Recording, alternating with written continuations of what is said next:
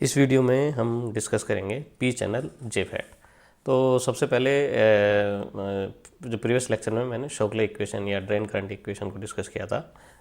इसको अगर शोगले इक्वेशन बहुत सारी हैं, डायोड के लिए अलग है ना, इसके लिए अलग है और फिर मोसफेट के लिए अलग है। तो शोगले इक्वेशन फॉर ड्रेन करंट, ठीक है, या जेफेट ड्रेन करंट, इस तरह इसको लिख सकते हैं। तो I D equals to I D S S 1 minus V G S divide by V P का होल स्क्वायर। तो वी जी एस की जो वैल्यू है वो रहेगी इक्वल्स टू वी पी, ठीक है। और वी पी की वैल्यू जो है वो नेगेटिव है, किसके केस में? एन चैनल के केस में, ठीक। और वी पी की वैल्यू पॉजिटिव रहेगी पी चैनल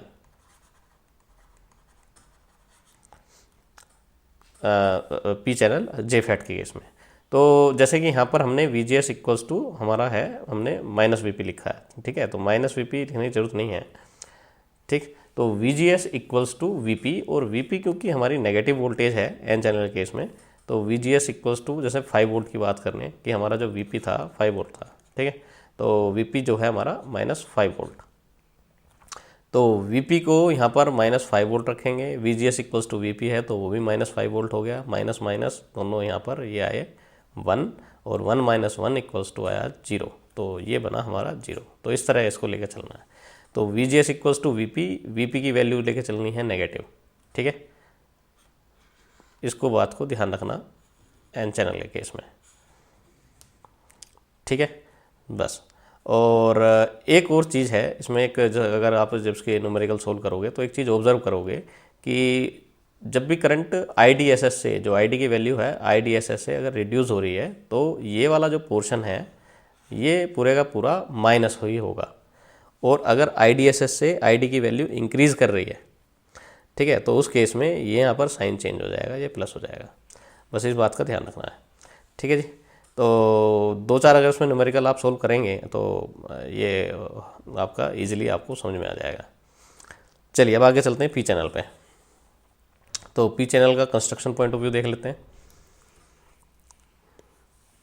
तो पी चैनल है, पी सेमीकंडक्टर है, और उसमें जो एन जो है ना, ये लेयर इसमें एम्बेडेड की गई हैं पी टाइप सेमीकंडक्टर के अंदर, और ये बन गया गेट, ठीक है। इसमें भी सोर्स और ड्रेन 3 टर्मिनल डिवाइस है, जैसे बीजेटी 3 टर्मिनल डिवाइस है। जो इसका सिंबल है वो इसमें जो एरो है आउटसाइड रहता है, एन चैनल में इनसाइड रहता है, बस ये डिफरेंस है। तो ये गेट है, सॉरी ये गेट है, ये वाला आपका ड्रेन है, और ये सोर्स है। और सोर्स और ड्रेन जो है इनको आप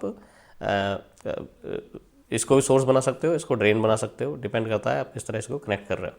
तो सिमेट्रिकल डिवाइस है, तो ड्रेन सोर्स जो है इंटरचेंजेबल हैं, ठीक। तो ड्रेन सोर्स और आपका गेट, तो जो पी चैनल है इसमें आउटसाइड रहेगा, एन चैनल है इसमें इनसाइड रहेगा, एरो का जो साइन है।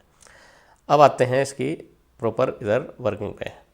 तो पहले वी जी एस को रखेंगे 0, तो जब वी जी एस को 0 रखते हैं तो हम आई डी एस एस है ना, वो वैल्यू हमें निकालनी होती है कि आई डी एस एस कितनी है। और वी डी एस को नेगेटिव वोल्टेज रखेंगे, क्योंकि पी चैनल है तो इसको नेगेटिव वोल्टेज, क्योंकि वी डी एस जो लिया है हमने रेफरेंस में प्लस और माइनस, तो वी डी डी जो अप्लाई करोगे वो नेगेटिव वोल्टेज होगी, क्योंकि अब यहाँ पर जो चार्ज कैरियर हैं वो हैं हमारे होल्स। तो सोर्स से होल्स आ रहे हैं, ठीक है, और यहाँ पर ड्रेन पे वो कलेक्ट हो रहे हैं।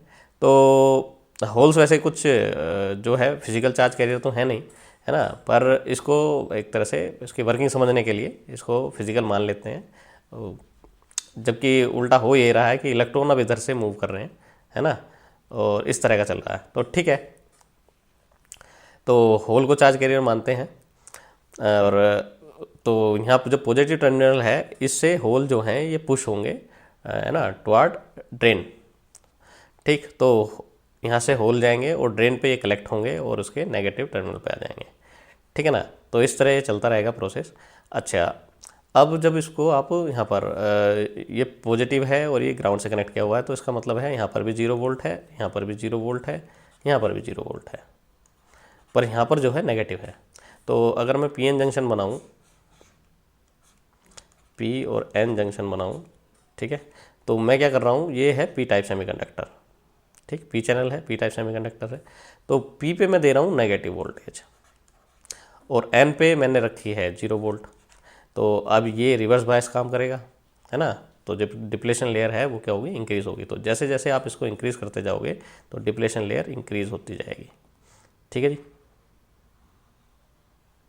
तो डिप्लेशन लेयर इंक्रीज होती जाएगी, तो आप इसको जैसे जैसे इंक्रीज करते जाएंगे डिप्लेशन लेयर इंक्रीज होती जाएगी, और एक सिचुएशन पे आके वहाँ पर क्या होगा, ये दोनों आपस में एक दूसरे को टच करेंगे, है ना। तो यहाँ पर भी वही सेम कॉन्सेप्ट है कि थियोरेटिकली इसको कह सकते हैं कि ये पिंच ऑफ यानी टच कर रही हैं आपस में, पर प्रैक्टिकली ये टच नहीं करती हैं, इसमें हमेशा एक नैरो गैप रहता है, ठीक है, और उसी से सारे होल जो हैं उसी में ही वो आपके फ्लो होते रहते हैं। तो जब भी ये पिंच ऑफ वाली कंडीशन आएगी तो जो होल, जो नंबर ऑफ होल्स हैं जो इसमें मूव कर रहे हैं, जो ट्रांसफ़र हो रहे हैं, है ना, जो नैरो रीजन है इसमें जो ट्रांसफ़र हो रहे हैं, तो वो कांस्टेंट है। तो वो कांस्टेंट है तो करंट जो है ना, जो होल की वजह से जो करंट हमारी जो फ्लो कर रही है वो भी हमारी क्या हो जाएगी, सैचुरेट हो जाएगी, ठीक है। तो ये यहाँ पर इसका कॉन्सेप्ट है, और उसको बोलेंगे उस करंट को IDSS, ठीक है, drain to source saturation current, ठीक है जी। तो इस तरह इसको, तो जस्ट रिवर्स है, जो एन चैनल है उसका जस्ट रिवर्स है। देखो जैसे VDS उसमें पॉजिटिव था, इसमें नेगेटिव है, ठीक है। VGS को जब आप नेगेटिव वोल्टेज दे रहे थे तो वहाँ पर करंट रिड्यूस हो रहा था, यहाँ पर नेगेटिव दोगे तो इंक्रीज होगा, बस समझ रहे। तो इस तरह चलेगा, ठीक है। तो VGS यहाँ पर तो करेक्टरिस्टिक भी जस्ट वो आपकी इन्वर्स हो जाएगी, तो इसको और आगे डिस्कस करेंगे। तो इस तरह का है यहाँ पर, ठीक है। तो यहाँ से हमने IDSS निकाल लिया। तो इस लेक्चर से पहले एन चैनल वाला ज़रूर वर्किंग पढ़ लेना एक बार, ठीक है। तो आपको ये चीज़ें आपको ईजिली समझ में आ जाएगी। तो मैं यहाँ ज़्यादा एक्सप्लेन नहीं कर रहा, ज़्यादा टाइम नहीं ले रहा हूँ, ठीक। तो मैं आगे चलता हूँ।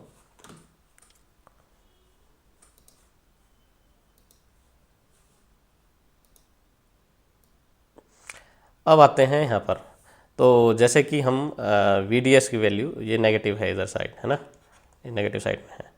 तो VDS की वैल्यू जैसे जैसे हमारी नेगेटिव साइड में इंक्रीज़ होती जा रही है नेगेटिवली, वैसे वैसे ही जो IDE की वैल्यू है वो इंक्रीज़ होती जाएगी, और एक पॉइंट पे जाके ये यहाँ पर क्या हो जाएगी, सैचुरेट हो जाएगी। तो जो रेसिस्टेंस है ना, डिप्लेशन लेयर जैसे जैसे बढ़ती जाएगी वैसे वैसे ही रेसिस्टेंस भी इंक्रीज़ होता जाएगा, और एक टाइम पे आएगा रेसिस्टेंस इतना इंक्रीज़ हो जाएगा, है ना, ये अप्रोक्स टू इन्फिनिटी पहुँच जाएगा रेसिस्टेंस। तो ये यहाँ पर सैचुरेट हो गई।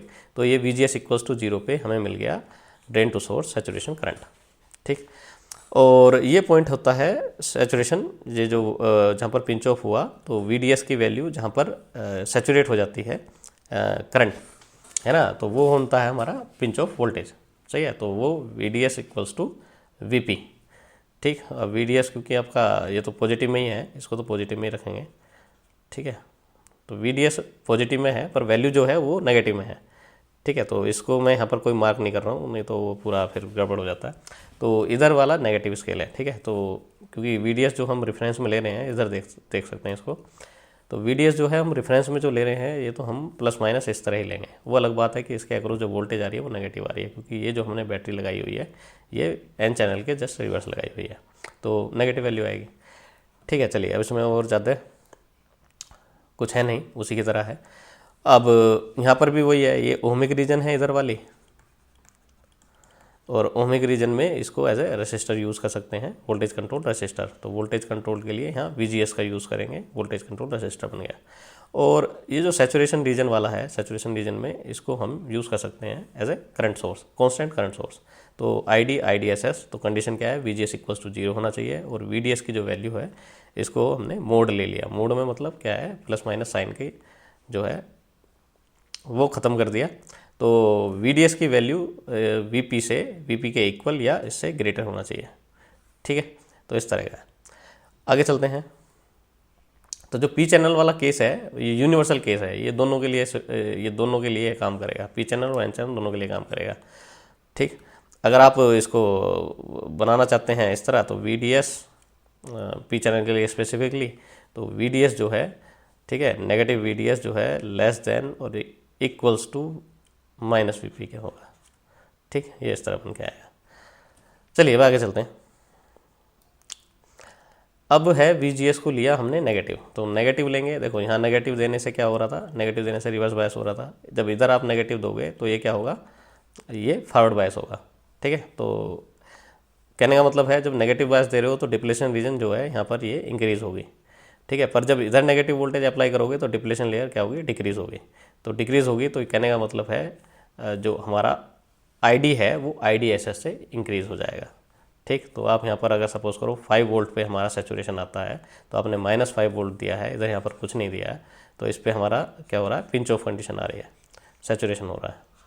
ठीक, तो अगर आप यहाँ पर -2 वोल्ट देते हो तो यहाँ पर अब आपको -7 वोल्ट तक ये हमारा है ना जो करंट है वो इंक्रीज़ होगा।